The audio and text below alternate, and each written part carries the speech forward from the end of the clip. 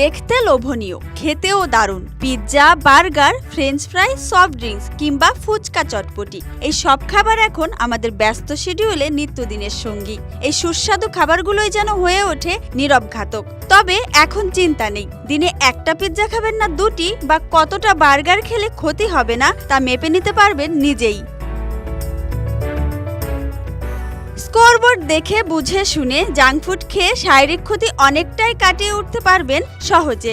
এমনই এক পদ্ধতি নিয়ে আসছেন গবেষকরা, যার নাম স্কোরিং সিস্টেম। কার পেটে কতটা জাঙ্ক ফুড সইবে তা বোঝার জন্য নম্বর দেওয়া হবে। সেটি দেখে খাওয়ার ইচ্ছায় লাগাম পরানো যেতে পারে। যদি আপনি স্বাস্থ্য সচেতন হন, আবার জাঙ্ক ফুডও পছন্দ করেন, তাহলে আপনার জন্য এটি একদম পারফেক্ট।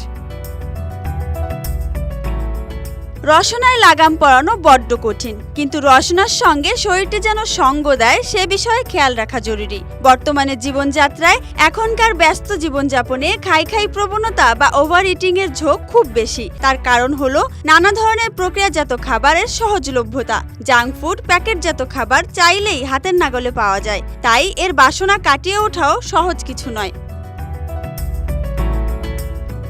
যতই জাঙ্ক ফুডের ক্ষতির দিকটা ফলাও করে বলা হোক না কেন, এর স্বাদের কাছে যেন হেরে যায় সবাই। সে কারণেই গবেষকেরা এই স্কোরিং সিস্টেম নামে মধ্যপন্থা অবলম্বন করেছেন। American national institute of health NIH এই স্কোরিং সিস্টেমটি নিয়ে গবেষণা চালাচ্ছে। বিজ্ঞানীরা প্রি মেটাবোলাইট স্কোর নামে একটি পদ্ধতি চালু করতে চলেছেন। এটি হলো এক ধরনের বায়োমার্কার টুল। কার শরীরে কি পরিমাণে টক্সিন বা দূষিত পদার্থ জমা আছে, উপকারী ব্যাকটেরিয়া কতটা আছে তা দেখে শুনে তবেই নম্বর দেওয়া হবে যে তিনি কতটা জাঙ্ক ফুড খেলে সমস্যায় পড়বেন না। অর্থাৎ যিনি সকালে পিৎজা, দুপুরে বিরিয়ানি ও সন্ধ্যায় চপ কাটলেট খাচ্ছেন, তার হয়তো ওই পরিমাণটা পিৎজা অবধি এসেই থেমে যাবে।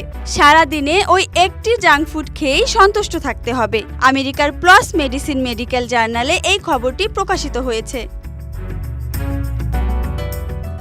শরীরকে পরিচালনা করতে ও দৈনন্দিন কাজ চালিয়ে যেতে প্রয়োজন শক্তি, আর তার জন্য শরীরে বিপাকের বিশেষ ভূমিকা রয়েছে। খাওয়া দাওয়ার পরে শরীরে যে রাসায়নিক বিক্রিয়া হয় তাকেই বিপাক বলা যেতে পারে। এই বিপাকের সময়ে যে ক্যালোরি ক্ষয় হয় তাকে বলা হয় বেসাল মেটাবলিক রেট, আর এই রেট পরিমাপ করেই নম্বর দেওয়া হবে।